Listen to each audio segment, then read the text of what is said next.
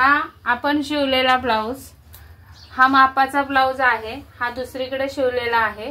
माझे बटन असे कदापि नसतात, पानेरी बटन असतात ट्रान्सपरंट। हा दुसरीकडून शिवून आलेला मला मापाला दिलेला ब्लाउज आहे आणि हा आपला आहे। तर तुम्हाला व्हिडिओ मध्ये फिनिशिंग समजत असेल। इथे बघा 2 ते 2.5 बोटाचा गॅप राहिलाय बटन पट्टी आणि हुक पट्टीच्या मध्ये। आपली बघा अजिबात गॅप राहत नाही आणि एकदम परफेक्ट फिनिशिंग मध्ये ब्लाउज अशी आपली कटिंग आणि स्टिचिंग असते। गोट पण किती सुंदर आलेला आहे आपल्या ब्लाउजचा आणि या ब्लाउजचा पण गोट बघा, तुम्हाला दिसतच असेल व्हिडिओ मध्ये। हे बघा चपटा गोट आलेला आहे।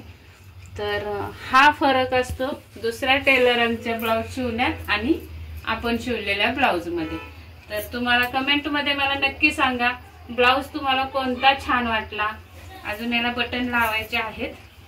तर आपली फिनिशिंग आतून बाहेरून सुद्धा एकदम सुंदर असते आणि हे बघा फिनिशिंग दुसरे जे टेलर शिवतात त्यांची फिनिशिंग बघा। हे बघा आपली बघा बंद असते आतमध्ये टिप, फिटिंगच्या इथे इंचेस बघा।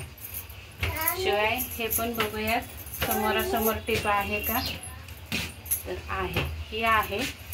पण अशा पद्धतीने ब्लाउज तुम्ही पण शिवायला शिका, कटिंग करा, एकदम परफेक्ट ब्लाउज होणार। चला तर मग आवडला असेल तर नक्की लाईक करा आणि कमेंट करून नक्की सांगा मला ब्लाउज तुम्हाला कोणता छान वाटला। हा दुसऱ्यांनी शिवलेला की हा आपण शिवलेला। गीता फॅशन चॅनलवर हा ब्लाउज शिवलेला आहे। व्हिडिओ मी पूर्ण स्टिचिंगचा कटिंगचा टाकलेला आहे। नंतर